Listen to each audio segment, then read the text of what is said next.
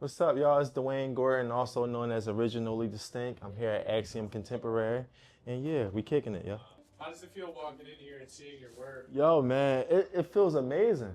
It always feels amazing. So I got started really painting in 2017.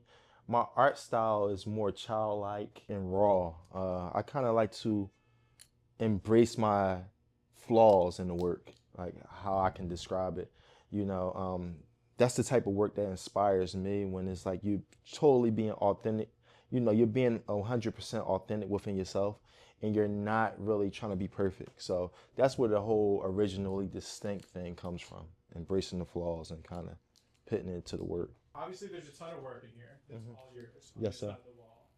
Do you have anything that you've made that's like your favorite, or is everything your favorite? If I'm right. Well, in here, it's funny that piece that we sold the night of the Heart event was one of my favorite pieces. But now, like since I'm working on these new D card series and these Monopoly series, this is some of my favorite work. And then also like a piece like this, the Night Rider, because I'm also implementing the fashion that I create within the artwork. So, you know, if you know about Originally Distinct, you know you can buy this blooming sweater online. And I'm kind of implementing chess. You know, chess is something that I love to paint about as well. What's your favorite color? Wow. It's tough now, but I would say yellow. I think yellow is that color. I read something one day when they said like yellow is the color, even if you're blind, yellow still speaks to you. So yellow is like one of those colors that if I'm working on a canvas, I might just pull out the yellow and just to start something. So yellow, gold, those type of colors. But you know, I love black, I love green. You know, I love you know, but yellow. If I'm using, if I need a color to use for something that pops and speaks, I'm gonna use like a yellow like this. It's funny because black was the color of your next clothing line, so it is cool that your favorite colors spoke within your clothing. Yes. If I'm gonna drop something that's gonna be tied to an event, maybe if we do an event, it's like a T-shirt that you can come and buy because you know making it an experience, being a wide range of creativity and not really boxing myself in. So that's super interesting on a subject sense because I have noticed, obviously, like the Monopoly board elements. When are you inspired enough by, for example, the tickets or chess, or when do you decide almost to pull that subject through into your artwork? Is there just like kind of an aha moment, or like what is that for you? It's funny going full circle with the tickets. Before I even knew I was an artist, as a kid, I used to draw, make my own calendars and put sports teams on the calendars and things in that sort. And then to kind of circle back into the whole ticket is like, wow, you know, it's something that been in me, but I love having fun using my imagination and also doing something that's conceptual. My whole thing is I'm a designer who paints. So when I do a lot of these paintings, they're more on the conceptual lens, from a ticket to a deed to a Monopoly board to a magazine cover. That's kind of my thing. So a lot of times, even for me putting messages in my work, it's started out of me talking to myself. You know, putting something in the message like, uh, "Go big, take a chance." You know, these little subliminal messages that kind of like can be a reminder. You know, you design yourself. You know, these type of things that can be a reminder when you need inspiration, because when you're doing art full time, you live through, you got to stay inspired. You know, it's times where you may be feeling down, you may not be inspired, but you have to remind yourself that, yo, I came this far, I got to keep going. So that's like my whole thing with putting messages in my work. And then hopefully the people that purchases the work and lives with the work, those messages inspire them as well. Because you know, every day is a new day for us. Hell yeah. I'm inspired by that. Thank you. So, is there a moment where, for example, you're like, to your point about inspiration, to your point about sometimes hitting an artistic wall, which anybody does, is there a moment where you're like, I'm going to close the book on this style? You know, it's interesting because I feel like in 2024, you know, I was having fun, right? I mean, I was having fun up to 2024. And then 2024, I was kind of like, I had to rebrand myself and kind of re recreate myself in a way and the messages that I put out there. So when you see like these roses that I did up here, this is like something that's like not fully my style, but in the messages within these pieces is more of like a testament of to myself, and those messages that really can keep me going. Within your practice, you need subject matter and you want to stay inspired. So after I stopped working on these pieces, I started working on this new series, which is the Monopoly board. We did one for Miami, now we're doing one for New York. And, it was something that was fresh. So that's, you gotta stay inspired. I think in the art world, you gotta balance between doing something that inspires you, but also like understanding what sells. So you can't move too fast from a series, or you can't just be doing something. You just can't be doing work to do work, even though you can do whatever you want with the art. But then, your practice is like your subject matter, what you paint about. And I think you should be strategic when it comes to that. With the Monopoly pieces, do you know ahead of time what you are going to do in each square, or is it freestyle? It's free, so we just figure it out as we go. But we know we want to put some, like this is going to be the New York subway. At first, I wanted to do a stadium here. I wanted to do the Yankee Stadium. Um, Even like this is supposed to be community chess, but instead of community chess, we did the New York Lottery. So that was fun. So, just figuring out the general spaces until we get to the personal spaces. So right now I know for the beginning of the board, I want this to be like probably Harlem going into the Bronx, and then we can kind of hit Brooklyn, going around to Manhattan, all the way around to like the most expensive spots. This will typically be your boardwalk and Park Place. So we're gonna, maybe it's Wall Street, maybe it's like Park Ave, who knows? So that's something that we kind of will figure out as the board gets filled. And how did you come to do the Monopoly series? I did a Monopoly board for my Luck Money Magic show in 2022, and it was titled Distinct World. So I flipped the Monopoly concept into a distinct world. We did a 5 foot by 6 foot piece for Miami, and yo, I already had the inspiration in the middle, and then outside of that, we figured out each box for the Miami neighborhoods, and the show opened on a Tuesday, and that piece sold within the first 3 hours of the show, and like that was like wow, it was just fun working on that piece. It took like 2 months, um, and now we to the New York one, and just staying big at it and just staying inspired.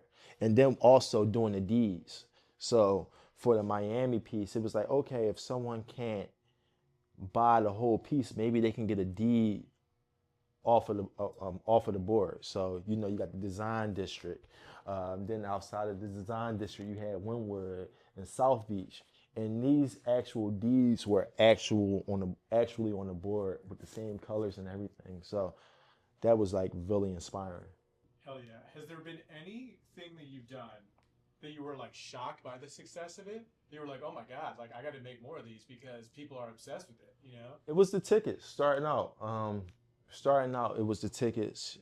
Mark and Jay, we did a show in Arizona. It was a show around sports, and Mark and Jay was the curators of this show, and they was like, oh, you should do something around trophies. And when I went to Michael's to buy canvases, I couldn't find the usual size canvas that I do, and these 24 by 48s were the only size canvas that was available.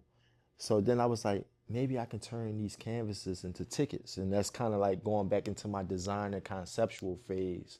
And that day of the show, you know, we sold them the first day once the show opened. And then next thing you know, ideas started coming from them. We took them to the Hamptons, and someone was like, "Oh, will you do a Yankees versus Met one, or do you do a Rangers versus Islander one?" And then all these sports lovers started to get ideas, and their imagination started to open up. And that obviously inspires you when you're inspiring people. Right? Yes. Yeah. Dude, it's so cool because honestly, that's one of my favorite things that you're doing. Along, also, I like all your work. To be honest, anytime I look at it, has this like dope, almost like Basquiat mixed with like some more not like graffiti, but just like free movement in your pieces. Now, I'm taken by it every time I walk by your work. Thank you.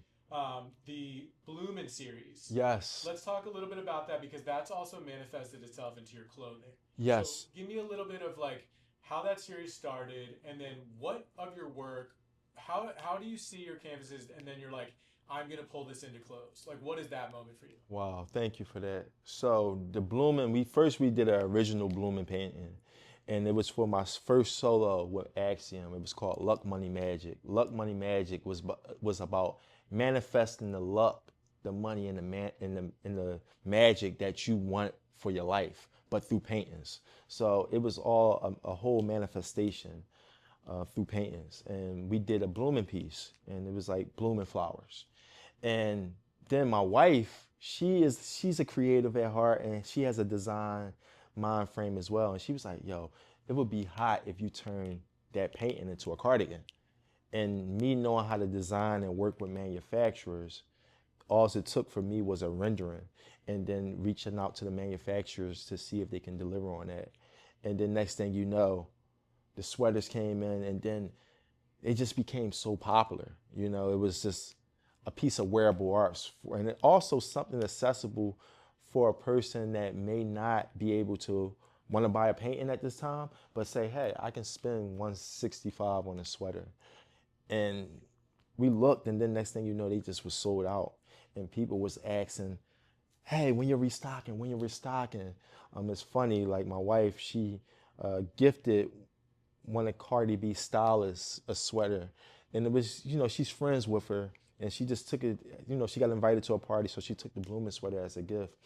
Then next thing you know, we see her husband walking with the sweater on, but he's in the same frame as Cardi B walking into the Hermes store. So everyone is sending me the clip and like, yo, you see the sweater? And then Cardi B is like the main, you know, attraction of the video, but people see the Bloomin' sweater. So just much love and success. And then that whole sweater turned into a series of small paintings. We did a show called Super Bloom, and the whole idea was to make, you know, do a series of paintings with just like messages, again, that just talks to you, you know, that may keep you inspired when you're having that day, when you may feel down. So that's the Bloomin' series. At what point did you meet Mark and know that this was going to be a partnership that would cultivate your specific art style? So I met Mark in 2021, 2022. My studio was in Old City, where Mark opened his first Axiom location. So when I first seen Axiom, I walked into the gallery and I was like, yo, this is what the city needs. When you came in, and I've said this before, Yeah. that my time, I'm very grateful to be on the mainland, but Yes, my sir. time in Old City, the best thing that Yes, happened sir. was coming across you and working together with you, man. It's been really great. Being So- able to show you at the galleries and go around the world and show you different places has been really awesome. For sure. So I'm very grateful for that. Thank you, man. You know, also I was talking about like the first time I walked into the gallery and it was like, yo, the city needs this. Yeah. And you know, then to like getting a solo, getting hung on the wall, and then like we on the main line now, and Yeah. it's like, and we travel, and so it's like, wow, you know, the marathon, it don't stop. No, And it's like I was talking about like, wow, it's been 4 years, crazy, man. you know. So, Crazy. but it Come a seemed, long way. Lots yeah. happened. Yes, A lot sir. of good stuff. Yes, sir. And you've grown so much Mhm. as an artist too. It's been really awesome to watch. I'm not here alone when Yeah. it comes down to working on things, staying fresh, and kind of like just putting it out there because it's all collective. None of this success is guaranteed, but we all want to make sure that we put our all into it so we can get the best result. Absolutely. And you always do. Yes, sir. You always do. Let's get it, man. And then Mark, is there anything in here like of these pieces? What's your favorite? My favorite, like children, I never pick favorites. Dwayne has many different series, and it's always exciting to see him develop and grow and change and put his all into every different series. I love these sports ticket series. Always makes them so fun. This flower series that we did for a show that we had at our gallery in the city called Super Bloom. And every time there's a challenge or some sort of a new theme, Dwayne always really steps up, and he always brings his authentic style, his original style to it. You know, we started off with the small 24 by 48 ones, and then for Miami back in 2023, it was like, yo, let's go big, you know. So we did these 36 by 72s, and it was just a new way. And like I said, you just always want to stay inspired with the art. So when it was like, yo, let's do a big ticket, that was something that I was inspired about. And I remember walking the Blick and like not having an Uber back, you know, walking a mile, go pick the canvas up, walking back with the canvases, and just that whole mission of working on something new is what inspired like these tickets. Yeah, and they inspire people in a lot of different ways. If it's a memory of a team that they saw or a sport that they relate to. Dwayne's done some commissions as well that have been, you know, people's, you know, personal ticket, their actual seasons. They have like season tickets that, you know, that he's done before. So, you know, it brings something unique to their collection. It's something personal as well, which is something nice that people always like with the art that they have that he brings to it. Living in Old City, it's the gallery district, but it's a lot of traditional art. It's not, in my personal opinion, it's not too much contemporary art that's being shown. And, you know, contemporary art is what I do as well. So me and Mark connected on that note. I didn't really pitch myself as an artist. It just was me walking into the gallery being inspired. And then next thing you know, I probably would stop in the gallery like once every 3 weeks. And then things were happening for me as well as an artist. I got a chance to do some murals in the area right around the corner. And then next thing you know, Mark gave me an opportunity to show some pieces in the gallery. And then next thing you know, I had a solo show, Luck Money Magic, back in 2022. And then after that, I just been full on with Axiom. You know, basically that work from Luck Money Magic solo, he took it up to New York to an art fair. So that was a part of the rollout, and it did phenomenal. You know, that was my first art fair that I was a part of. Five of the pieces sold the first night. So that was like, wow. And then, you know, it was on from there. Then Miami came, and for me, Miami, for galleries, Miami is like the Super Bowl. Art Basel is like the Super Bowl for galleries. And it wasn't definite that I would show, but they was like, yo, do 9 pieces. And I did 9 pieces, and they didn't make the front wall, but they got in the building. So that was great for me, like trying to fight and trying to like stay inspired and do the work. And then even that show, I went out, and then next thing you know, I got a report, yeah, the last day of the show, someone bought 3 of your pieces. So like things like that. And then, you know, we've been at it since 2022. And it's like, wow, it's 2026. Just really full time doing work. I mean, you gotta love the opportunity to do art full time. So when it comes to like your partnership at Axiom, do you find that they really help you brand yourself in the art world, and that over the past 4 years, like it's been really advantageous to be an Axiom artist? I know you're kind of doing like a residency here at this point, right? Yeah, so I just recently moved out of my studio, and I'm in the process of getting a new location for my studio. So in the meantime, while I'm in that transition, Axiom gave me a residency to paint back here for, you know, upcoming shows and things in that nature. And Axiom was really my introduction to the art world, because I think it's levels to the art world. I think, you know, as an emerging artist, you may start off as underground, doing underground stuff, maybe doing underground shows, maybe you know, you have a community around you that supports your work. And then like, you know, when I started working on with Axiom, it was kind of like me having the opportunity to be on a mainstream stage at these art fairs that they participate in.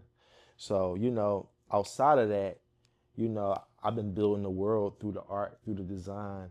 And, you know, I'm thankful for the community that I do have that supports me and keeps it going. So it was all great, from me having a cult following, but then from Axiom being fresh and really being great at what they do.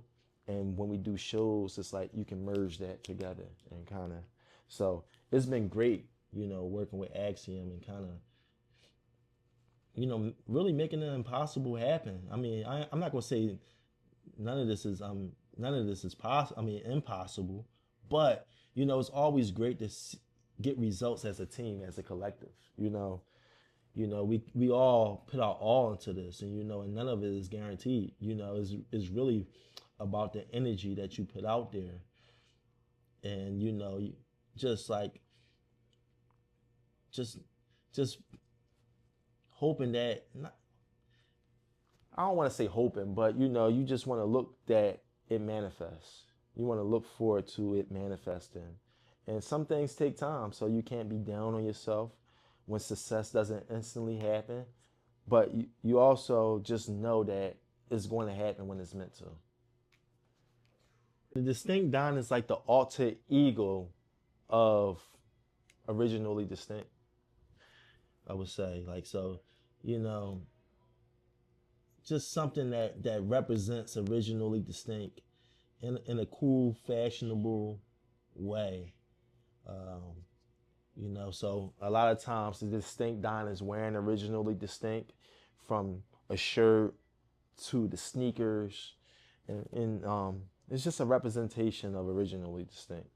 So as an artist myself, especially when doing one-offs, sometimes it can be painful selling it, even if you get the price you want. Yep. Is that going to be hard? Like, are you going to keep a second one that's just for you, or how's that going to go? So that's why I want to do a lot of activations around the Distinct Don to gauge who's really interested and really start to build a list, maybe a wait list, and then drop some smaller versions of the piece for like your everyday buyer. So, I really want to keep the one-off big, 3-foot sculpture, because I look at it as IP, and but just really build activations around it, engage the interest instead of like just going straight on sale.